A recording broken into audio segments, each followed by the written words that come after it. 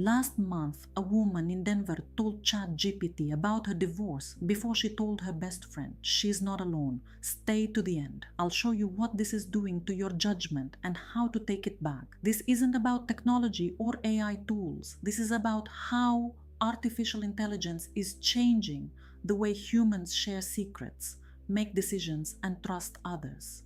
These changes happen quietly before you notice them. Meet Sarah. 3 months ago, she lived like most people do. Personal problems stayed between her and her closest friends. Deep conversations happened over coffee or late night phone calls. When something weighed on her mind, she'd text her sister or call her best friend from college. Her emotional world had clear boundaries. Private thoughts required human witnesses.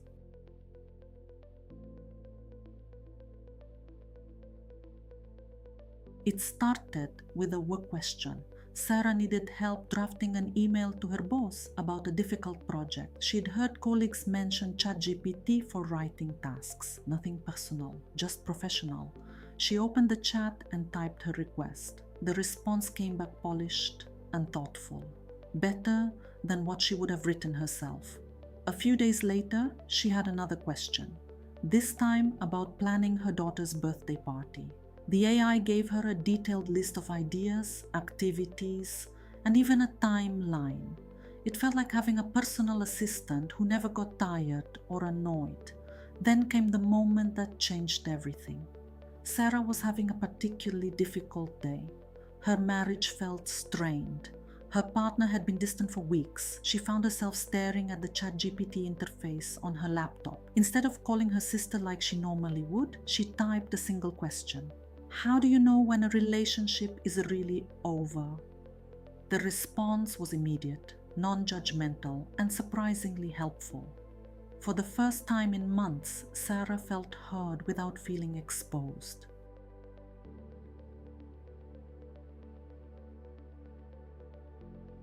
That question opened something in Sarah she didn't expect. The next day, she found herself returning to the chat. Not for work this time. She typed another personal question about managing stress, then another about feeling disconnected from her partner. Each conversation felt easier than the last. There was something addictive about it. No awkward silences, no worried looks, no follow-up questions that made her feel like she had to justify her feelings.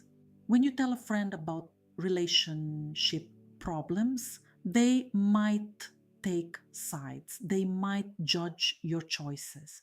They might share your business with others, even accidentally. With ChatGPT, none of those risks existed. Sarah started spending her lunch breaks in her car, typing out her thoughts instead of calling anyone. She'd ask the AI about everything from career decisions to parenting concerns. Questions she used to save for her closest relationships. The strangest part, it felt completely natural, like having a conversation with someone who truly understood her, without any of the complexity that comes with human relationships. She began to prefer these digital conversations over real ones.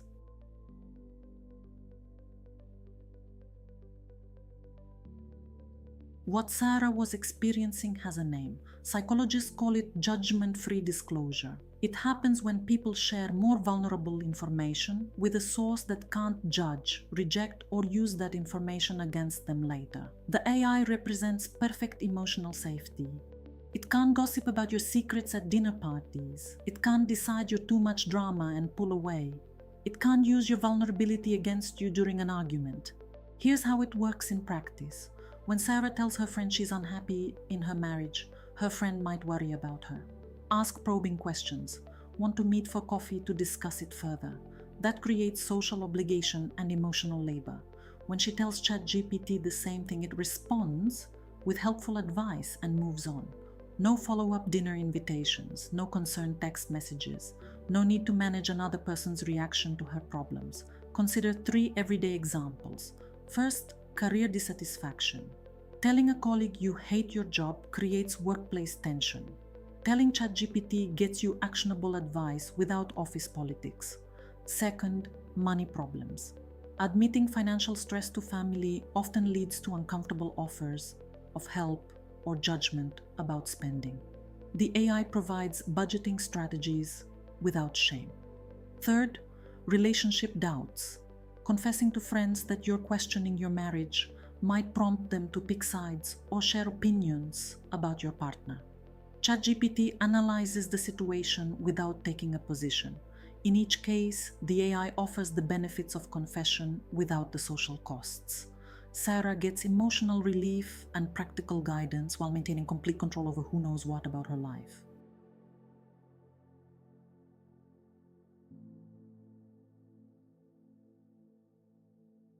Six weeks into this pattern, Sarah realized something disturbing. She hadn't had a deep conversation with a human in over a month, not because she didn't want to, because it felt unnecessary.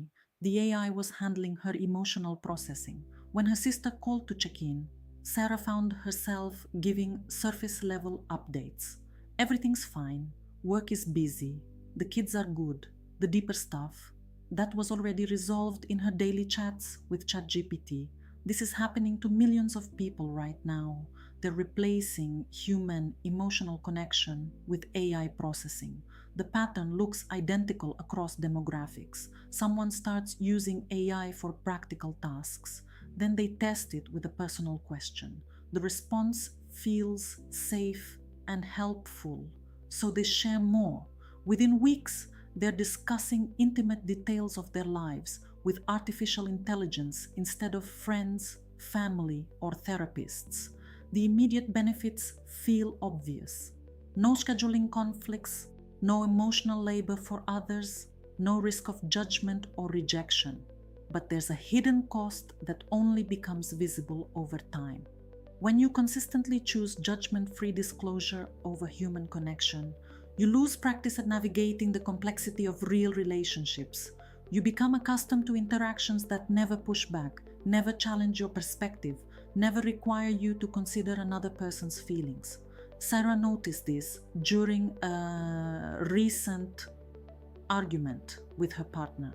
She expected him to respond like ChatGPT would, with patience, understanding, and helpful suggestions. Instead, he got defensive. He had his own emotions about the situation. His response wasn't optimized for her comfort. It was human, messy, real. For the first time in weeks, Sarah realized how much emotional intelligence she'd lost by outsourcing her deepest conversations to an AI that never gets hurt, never disagrees, and never has its own needs.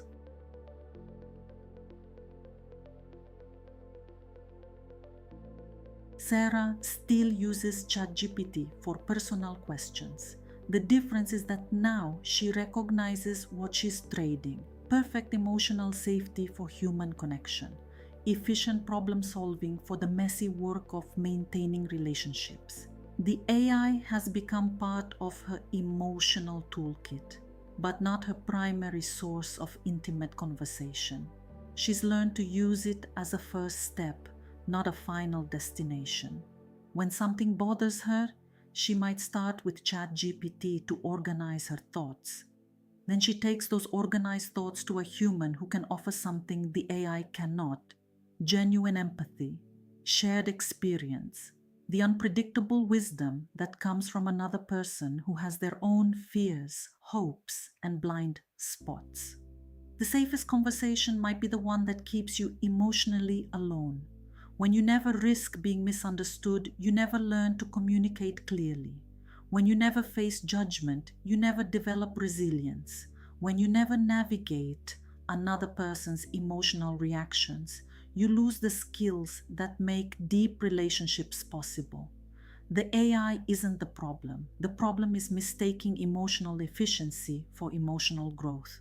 If this felt familiar, you're not alone. On this channel, we explore how artificial intelligence is quietly changing human behavior, relationships, and the way we think. Because the real question is not what AI can do. The real question is what AI is doing to us. If this matters to you, subscribe. New videos every Monday, Wednesday, and Friday. See you in the next one.